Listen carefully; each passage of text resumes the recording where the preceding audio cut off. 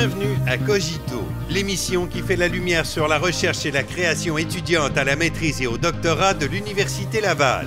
Cette semaine, nous abordons les thèmes de l'eau et de l'Arctique. Clotilde Maurice mesure les effets des concentrations de polluants sur les populations inuites. Nous nous penchons sur l'arrivée de certaines espèces invasives de poissons en mer de Beaufort avec Marianne Falardeau-Côté. Et Roxane Lavoie a créé un logiciel qui permet de tenir compte des eaux souterraines dans l'aménagement du territoire. Je m'appelle Clotilde Maurice, je suis étudiante au doctorat à la Faculté des sciences de l'agriculture et de l'alimentation au département des sciences animales.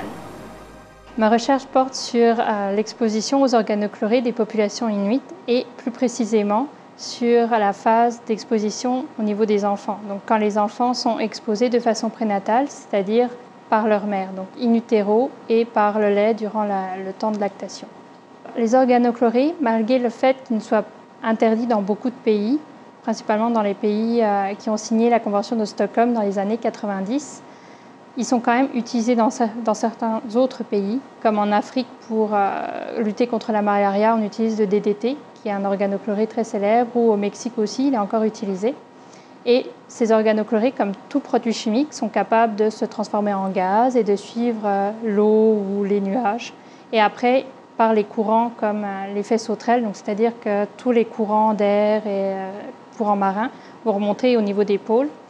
Et à ces pôles-là, ça va s'accumuler. Donc les organochlorés vont retomber en forme liquide, vont s'accumuler dans l'Arctique et contaminer tous les écosystèmes et la chaîne alimentaire. Alors, la propriété principale des organochlorés, c'est que c'est liposoluble. Donc ce sont des produits qui vont s'accumuler dans le tissu adipeux et qui aiment bien les cellules graisseuses. Donc quand vous êtes un petit poisson, vous avez un petit peu de gras, donc il y aura un petit peu d'organochlorés. Quand vous êtes un ours polaire ou un beluga, vous êtes composé majoritairement de cellules adipeuses.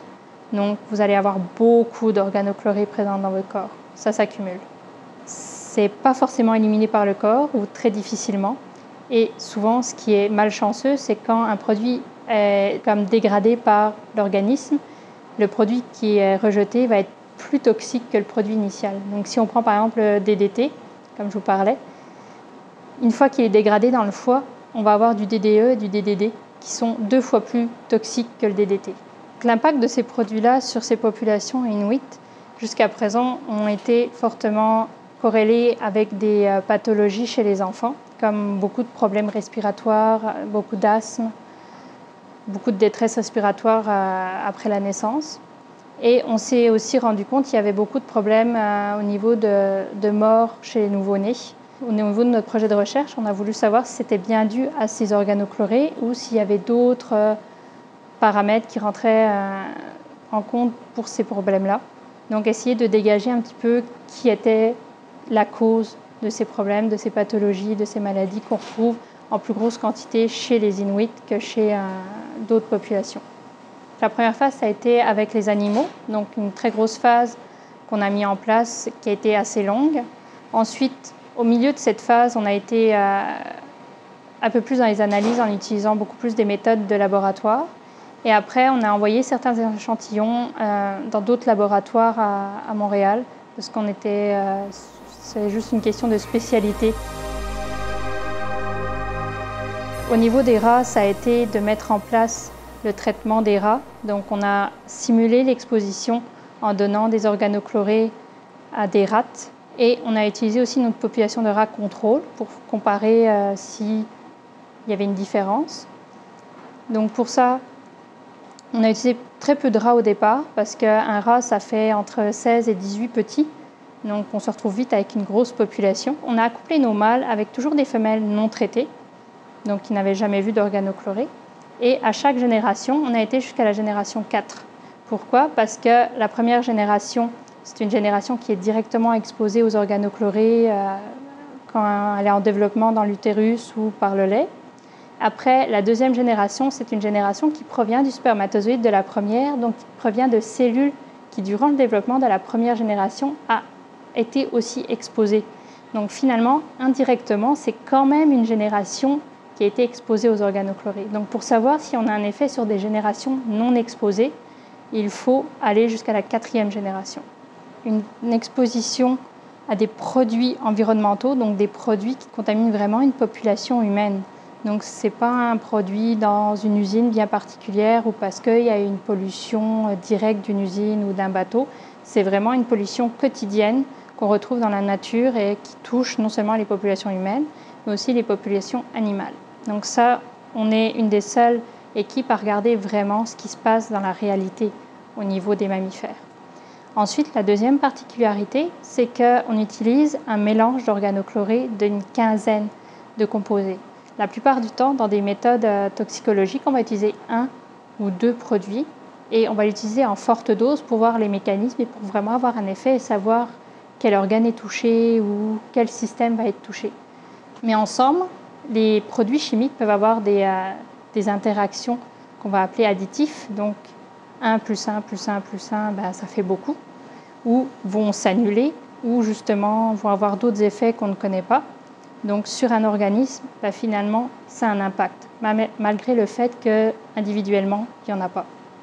Ce qu'on a pu obtenir comme résultat, c'est déjà une importante baisse de fertilité au niveau des générations des paires exposées, donc notre génération F1, et aussi dans la génération F2. Ces 2 générations-là ont montré une sous-fertilité par rapport à notre population contrôle. Alors qu'au niveau de la génération F3 et F4, on n'a pas vu de problème. Problème de puberté, donc une puberté qui ne se déroule pas comme il faudrait. Donc problème aussi de développement reproducteur. Dans la génération F2, ce qui a été beaucoup plus grave, c'est qu'on a vu beaucoup de morts prématurées. On a vu des problèmes au niveau du placenta, des placentas qui étaient beaucoup plus petits. On a eu des problèmes de pathologie au niveau des organes qui étaient mal placés. Ma génération F2 serait vraiment plus en rapport avec les problèmes qu'on retrouve chez les populations inuites. Donc ces populations-là, on en serait comme à la 2e génération d'individus exposés. Donc on peut vraiment dire que leur exposition aux organochlorés a un impact vraiment sur leur qualité de vie et sur leur santé. Les populations inuites sont malheureusement toujours exposées, alors que mes rats, moi j'ai juste exposé la première génération. Donc ce qu'on peut imaginer, je n'ai pas de résultats scientifiques, donc je ne peux pas le prouver ou je ne peux pas assurer, mais ce que je peux imaginer, c'est qu'avec une exposition continue, comme c'est le cas, on pourrait avoir des dommages beaucoup plus importants, et ça sur plusieurs générations. Les organochlorés sont principalement des produits industriels, donc des isolateurs de batteries, des isolateurs de fils électriques, ou sont en grande majorité des insecticides, des pesticides. Certains produits vont être dégradables sur une très très longue période. Donc, comme moi, les organochlorés, si je prends l'exemple du DDT, il va mettre environ 100 ans à se dégrader dans la nature. C'est vraiment non dégradable. Donc même, il y a quelques laboratoires qui s'intéressent justement à comment accélérer le processus, mais c'est très très difficile. En général, une fois qu'ils sont là, ils y restent. C'est malheureux, mais c'est ça. Ces produits vont être utilisés dans des champs, vont être utilisés dans des usines, des choses comme ça. Et quand vous jetez votre batterie, vous jetez des PCB et vous jetez des organochlorés. Mais c'est des produits qui vont mettre vraiment de temps à se dégrader. Donc vous en jetez peut-être une petite partie, mais s'il y a 2 millions de personnes qui en jettent un petit peu, ça fait une grosse quantité.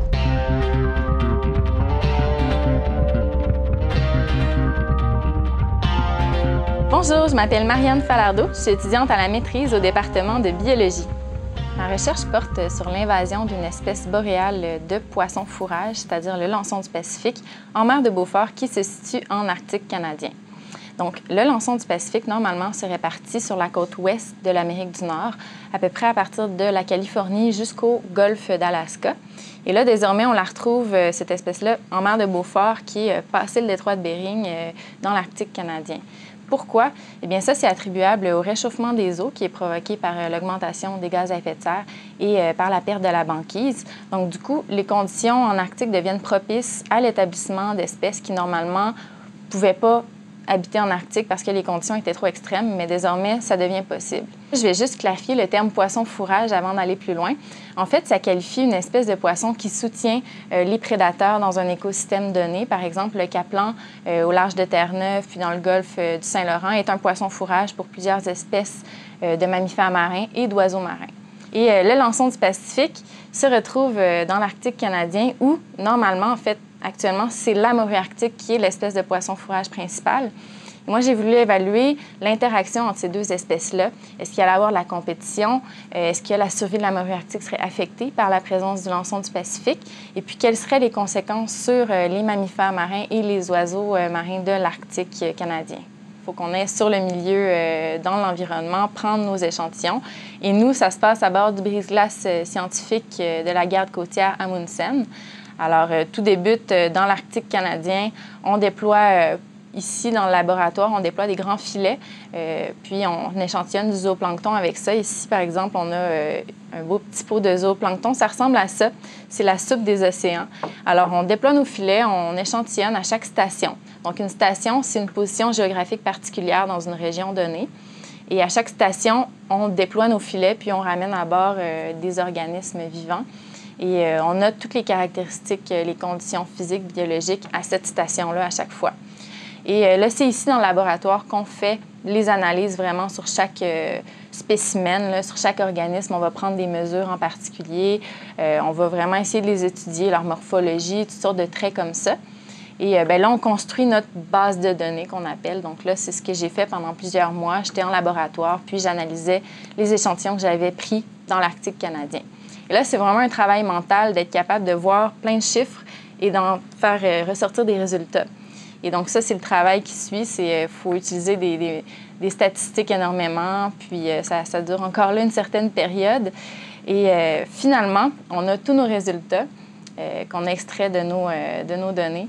Et là, c'est de les mettre en perspective avec la littérature, avec les études qui ont été faites par d'autres chercheurs, puis mettre ça en relation avec les variables dans l'environnement pour mesurer une population de poissons dans une région donnée. Et en fait, c'est simple. Si on est doté d'un navire, d'un filet et de personnes pour faire l'échantillonnage, mais ça, en fait, c'est pas simple parce qu'il faut avoir ce matériel-là. Donc, nous, ce qu'on fait, c'est qu'à bord du brise-glace, on déploie nos filets. Puis, sur chaque filet, on a un débitmètre. Et ça, c'est un petit engin qui mesure le volume d'eau qui a été filtré quand le filet était ramené à bord. Et ensuite, dans le filet, on récupère tous les poissons qui ont été échantillonnés à une station donnée. Et après, on prend la mesure du débitmètre, puis on sait combien d'eau a été filtrée avec ce filet-là. Donc, on prend le nombre total de poissons qu'il y avait dans le filet, puis on divise ça par le volume d'eau qui a été filtré. Puis là, vraiment, on peut savoir la densité de poissons qu'il y avait par mètre cube à cette station-là. L'importance de la morue arctique est vraiment fondamentale dans l'océan Arctique. C'est l'espèce de poisson fourrage principal, comme je le mentionnais. C'est-à-dire que les mammifères marins, puis les oiseaux marins qui sont très emblématiques de l'Arctique et qu'on connaît tous, là, le phoque Hanley, le narval, les belugas, le guillemot de Brunick, là, je ne les nommerai pas tous, mais tous ces animaux-là consomment principalement de la morue arctique. La taille des populations de morue arctique influence la structure et la dynamique de l'écosystème marin arctique. Donc, c'est dire son importance écologique. C'est vraiment important de bien comprendre quels facteurs de l'environnement influencent la taille de ces populations si on veut bien un peu prédire comment l'écosystème en général va répondre au changement climatique.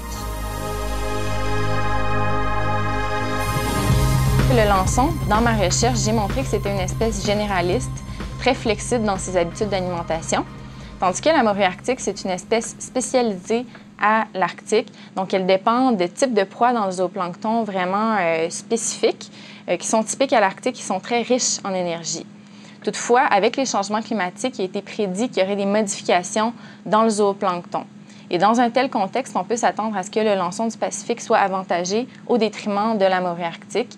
Et donc, les populations de lançons pourraient augmenter en mer de Beaufort. Et en baie d'Hudson également, ils ont montré qu'il y avait des conséquences sur les prédateurs. Par exemple, le guillemot de Brunick, qui est une espèce arctique, eh bien, les oisillons avaient un taux de croissance inférieur après que le lançon ait pris la place dans l'écosystème. Et ça, c'est parce que les oiseaux adultes devaient se mettre à consommer une nouvelle espèce de proie. Donc, il fallait qu'ils trouvent des nouvelles aires d'alimentation, développent des nouvelles stratégies de prédation. Et ça s'est répercuté en des succès de prédation moins bons. La vie sur un bateau, c'est vraiment particulier. C'est un petit monde à part. On commence, personne ne se connaît trop. Puis finalement, on devient comme une grande famille après une semaine ou deux, là, parce qu'on est dans la promiscuité. Mais c'est vraiment un petit monde, là. Il il y a la salle à manger, chacun sa chambre, mais on peut faire des activités ensemble quand on ne travaille pas, parce qu'on travaille énormément. Mais on réussit à se retrouver ensemble pour faire écouter des films, tout ça. Donc, c'est vraiment comme un petit monde qui bat au rythme des stations d'échantillonnage, parce que quand il y a une station qui arrive, là, tout le monde, comme des fourmis, vaque à leurs occupations. Puis là, c'est vraiment le gros travail, là. Puis ça, c'est pas mal la majorité du temps, là, mais c'est vraiment une belle expérience là, pour ce qui est de développer des capacités à travailler en équipe, s'adapter à toutes sortes de conditions, puis aussi voir des environnements naturels tellement magnifiques, puis que peu de gens ont la chance de pouvoir observer comme ça, là. On est environ une quarantaine de scientifiques et aussi une quarantaine de matelots, parce que le brise-glace scientifique Amundsen, c'est un gros navire, donc il vous faut vraiment beaucoup de monde c'est-à-dire les matelots, là, pour faire marcher la machine. Et donc, nous, les scientifiques, on vague vraiment principalement à la science. Donc, chacun a son laboratoire, chaque équipe travaille sur un aspect différent de l'écosystème marin arctique. Il y en a qui sont vraiment sur la physique aussi. Il y en a qui sont sur l'atmosphère, les échanges entre l'océan Arctique puis l'atmosphère. Donc, il y a vraiment beaucoup de monde et c'est très enrichissant, justement, de pouvoir observer chacun des projets battre son plein. Le réchauffement climatique, c'est pas la réponse des écosystèmes ou des environnements naturels n'est pas homogène, c'est pas une ligne droite, là. Il y a de la variabilité. Puis, les climato-sceptiques vont, par exemple, prendre une année où il y a eu peut-être une banquise. Par exemple, en 2013, la banquise c'est moins désagrégé durant l'été que les années précédentes.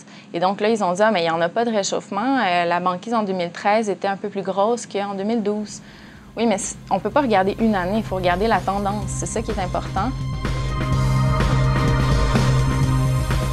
J'ai toujours eu un grand intérêt pour les océans et la vie marine. Ça a commencé très jeune. J'ai grandi devant le fleuve Saint-Laurent et j'ai toujours aimé aller devant le fleuve juste pour me relaxer, pour regarder la surface de l'eau, parce que je trouve ça tellement fascinant. Une surface d'eau, un lac, une rivière ou un fleuve, un océan, on voit juste la surface puis on ne sait pas ce qui arrive en dessous. Ça appartient à un monde inconnu. À ma première plongée, là, je suis ressortie de l'eau, j'étais en extase. C'était incroyable. Donc, vraiment, là, c'est ça, c'est un peu partout dans ma vie.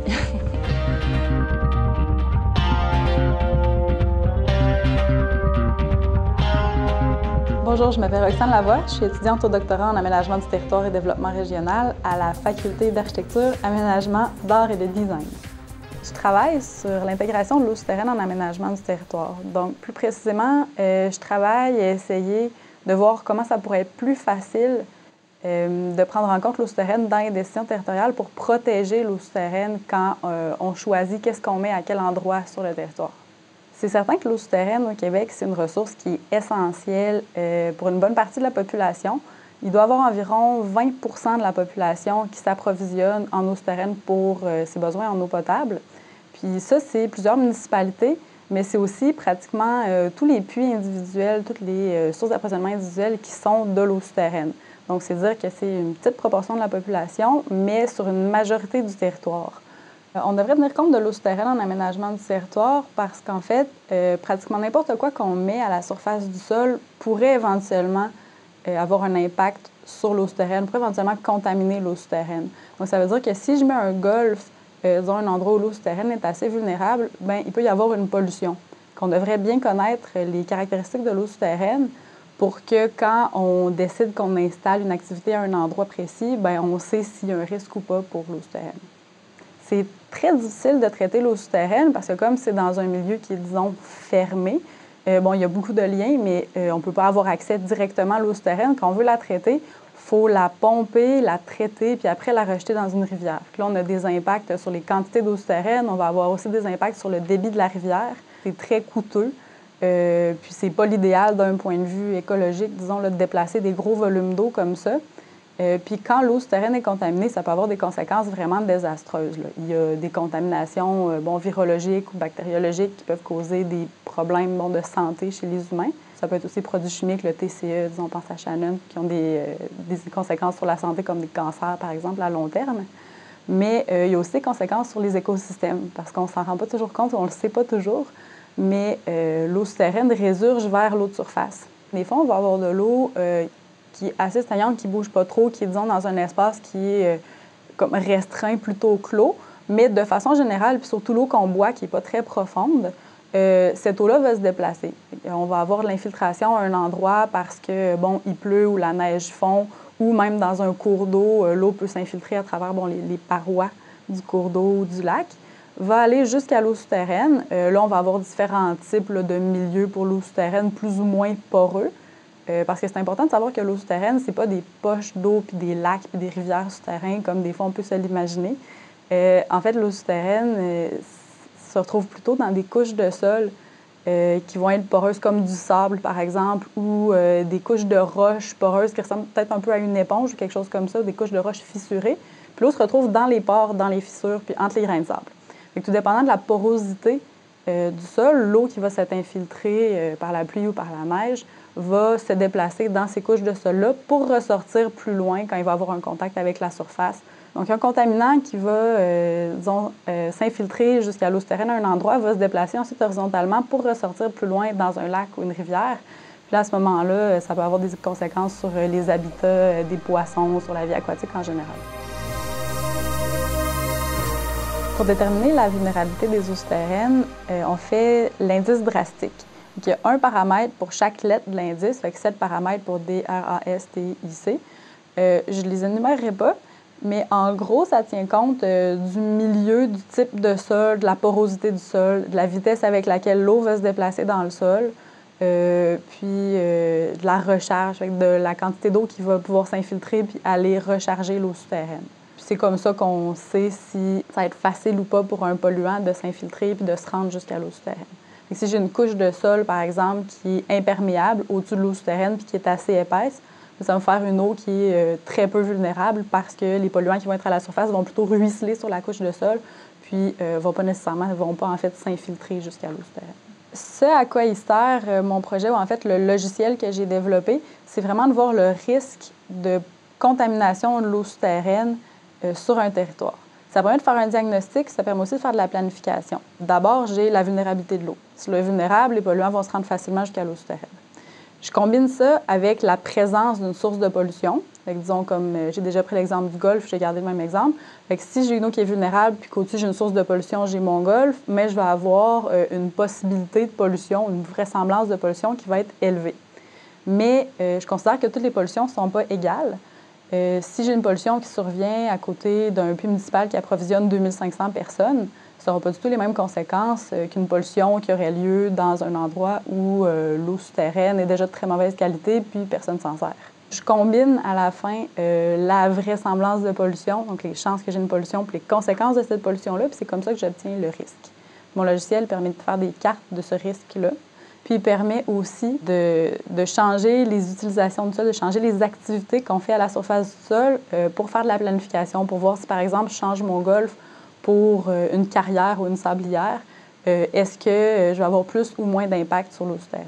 On a fait un indice qui permet d'avoir une idée de l'impact potentiel d'une utilisation. Fait qu'il y a des activités comme, disons, une industrie pétrolière qui vont avoir un indice très, très élevé parce qu'ils ont un impact potentiel très, très élevé. Il y en a d'autres qui n'ont même pas d'indice parce qu'ils n'utilisent pratiquement pas de polluants. Puis bon, après ça, on va avoir une échelle là, de faiblement polluants à très polluants là, pour l'eau souterraine. Pour faire le logiciel, j'ai travaillé avec énormément de gens. Comme je tiens compte de vraiment plusieurs aspects, certains qui sont un peu sociaux, économiques, l'eau souterraine, l'aménagement du territoire, il a fallu que je m'assure de discuter avec des gens de chacune de ces disciplines-là. D'avoir travaillé avec autant de gens, ça donne une certaine légitimité à mon outil par rapport aux futurs utilisateurs parce qu'ils savent que la façon de faire les calculs puis les données qui ont été choisies ont été approuvées par des chercheurs, par des hydrogéologues, par les gens du ministère. Je pense que c'est un bel avantage. Il a vraiment été conçu pour répondre à leurs besoins selon leurs ressources puis leurs intérêts. Je pense que ça prend d'abord des lois qui encadrent la protection de l'eau souterraine par rapport à la gestion du territoire, qui disent qui fait quoi, comment. Parce que j'ai remarqué qu'il y avait une certaine confusion au niveau des responsabilités. On ne sait pas trop quels outils non plus vont permettre de protéger l'eau souterraine. Ça prend clairement un encadrement légal pour ça. Ça prend aussi des formations auprès des intervenants en aménagement parce que même avec l'outil, Il faut que les intervenants soient capables de comprendre les notions de base liées à l'eau souterraine, puis ça ne fait pas toujours partie de la formation académique. Ça prend aussi un programme de sensibilisation auprès de la population, parce que c'est pas tout que les intervenants comprennent l'eau souterraine, qui aient envie de la protéger. Il faut aussi que ça fasse partie du débat, parce que pour l'aménagement du territoire, c'est les élus qui décident, puis les élus représentent la population. C'est important que l'eau souterraine, ce soit une question, un enjeu d'actualité, que ce soit un enjeu qui fait partie des débats de société pour qu'on puisse l'intégrer puis la protéger dans l'aménagement du territoire. Il y a plusieurs de ces choses-là qui ont déjà été faites. Pendant que j'ai travaillé sur mon projet, j'ai eu la chance de voir les choses évoluer énormément. Je pense vraiment là, qu'on est dans un très bon moment pour vouloir intégrer l'eau souterraine dans la planification territoriale. On arrive à un moment où on a une espèce de momentum, là. Les choses bougent beaucoup, ça s'améliore. Moi, je suis assez positive là, que dans les prochaines années, si ça continue comme ça, on devrait bien protéger l'eau souterraine au Québec.